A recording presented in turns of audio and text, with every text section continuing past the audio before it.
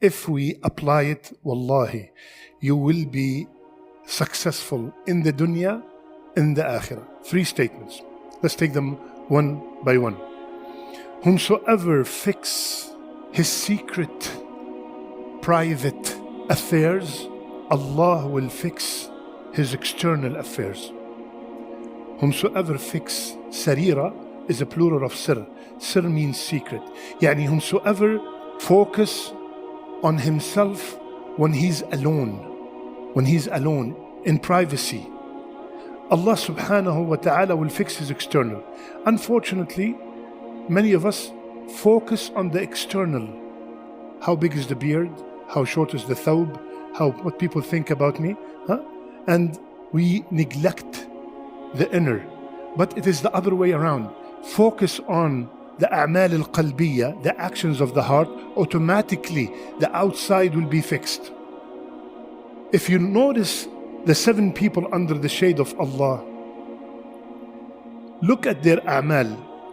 You will notice that at least 3 of them, they got that honor of being under the shade of Allah when there's no shade except His shade, because their behavior when they are alone is unbelievable. Number 1, the first one, he gave charity. Look how secretive. The level that his left hand does not know what his right hand gave, secretly. And the second, he was alone with the woman that was so gorgeous and with a high status, and she told him, fear Allah, and he immediately stopped.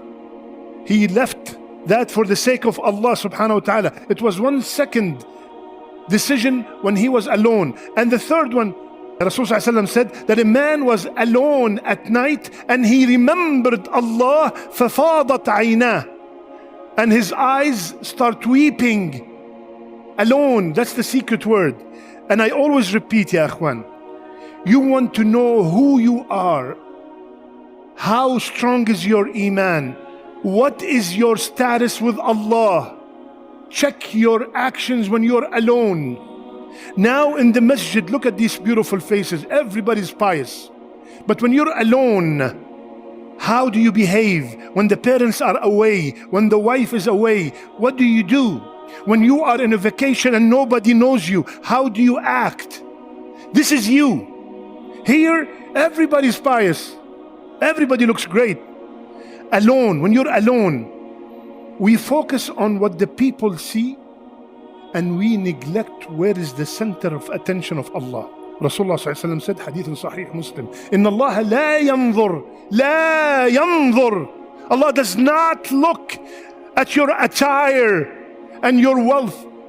But Allah looks at your heart and your actions. We focus on what the people see and we ignore and neglect what Allah is looking at. This is the center of attention of Allah. So, listen carefully to this statement. The more the heart is involved in ibadah, the higher the reward of that ibadah. I will repeat. The action or the amount of reward of any ibadah, it depends on how much was the heart involved in that ibadah. Let me give you an example. 2 people praying. They are both, to me, as a human being, looking, they are both praying. One guy came because he wants to meet somebody. He doesn't pray in Jama'ah. And the other guy made 5, 6 intentions before he comes. I want to walk to the masjid with every step hasana 27 times more. I'm going to say salam to my brothers and I'm going to earn the salam. He made all these intentions. To me, I'm seeing 2 people praying. One, his reward is very simple, and the other is from here to the heavens. Because he was focusing and putting all that attention and khushu'. To me, they look the same, but the more the heart is involved in ibadah, the more the ibadah is being rewarding. And that applies fasting, charity, any ibadah, reading the Quran, making dua, all of that. How much is the heart involved in that ibadah? That will increase the reward of the ibadah. So the first, fix your inside. Allah will fix the outside. Second, fix what's between you and Allah, Allah will fix what's between you and mankind. You have problems at home, you have problems at work, you have problems in your life, you have problems everywhere. You do not talk to your cousin, you don't talk to your in-laws, you don't talk to these people, you always have problems with others. Fix your relationship with Allah. Allah will fix your relationship with everybody around you. What does it mean, fix your relationship with Allah? Fix your salat. Wallah, if you look at our salat, subhanallah, how many of us here now cannot wait for Fajr? Can't wait for the next salat.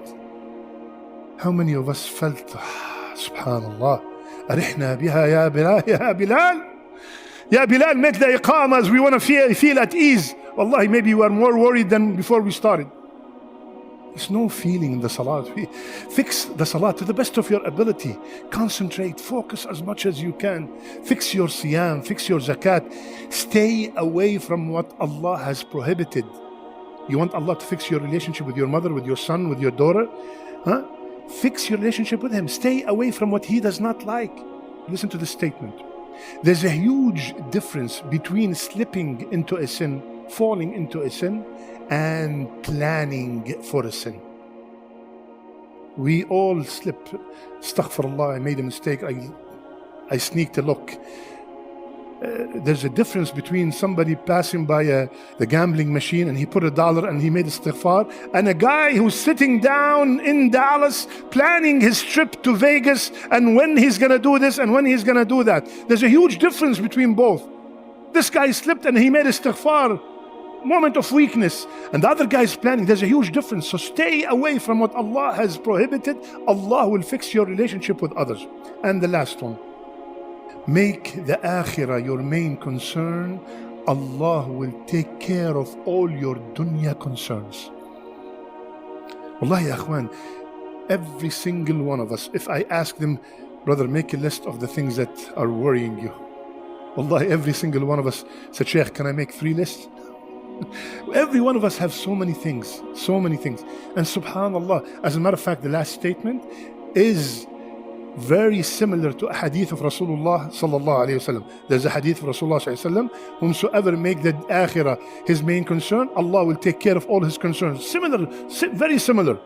So what does it mean, make the akhirah your main concern? What does it mean? Before I make any move, before I make any decisions, before I utter any statement, is it pleasing to Allah? Yes, Bismillah. Is that job pleasing to Allah? Even if it's paying $500,000 a year, wallahi, if it's not pleasing to Allah, refuse it. That was just a test sent your way to see how you're gonna react. That sale that you were tempted to make and you know it's haram, but the shaitan came and said, you give half of it to the masjid, as if Allah needs our money. Inna Allah tayyib wa la yaqbal illa tayyib. Allah is pure and He only accepts what's pure. The shaitan whispered, give half of it to the masjid and you feel good. He came and tempted you and whispered, make the akhirah your main concern. Is this major I'm majoring in college, that jobs that it provides, are they pleasing to Allah? Because you don't know how many people, they were not very religious and they went to school. And then during the school, they became very religious already, invested 3-4 years in haram major. And then, subhanAllah, what am I going to do, Shaykh? I already invested 3-4 years in this major and I just found out that all the jobs from this major are haram. Quit. Wallahi, Allah will replace you. Allah will give you something better because you left something only for His sake. Any statement, before I say it, is it pleasing to Allah? Bismillah. We throw statements and we do not know how damaging they are. So how often does your son visit you? Khalid? That's it? Assalamu alaikum. He threw a bomb. He made the brother think, subhanallah, that's it? My son visits me once a month and his son visits him 2-3 times a week. He calls his son, he fights with him. So how much money do you make?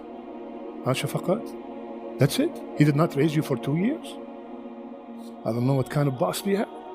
You see, you think those statements, are they beneficial? You just threw a poisoned arrow at someone and you ruined someone's life without even you noticing. Or maybe you are noticing. Many people, unfortunately, they love to see others down so they feel better. So they try to throw and ruin your home, so my home is safer, my home is better. Wallahi, this is a disease. This is a disease. So ya akhwan, look at this statement. Make the akhirah your concern. All I'm concerned is the pleasure of Allah. Allah will take care of all my dunya concerns. If we put all these three together, what is the first one? Fix your secret, Allah will fix your outside. Automatically you fix your secret, automatically the beard will come. Automatically all the other stuff that people يخشون الناس ولا يخشون الله وهو معهم. They fear the people and they do not fear Allah, even though Allah is with them. Second, fix your relationship with Allah. Allah will fix your relationship with others. And third, make the akhirah your main concern. Allah will take care of all your dunya concerns.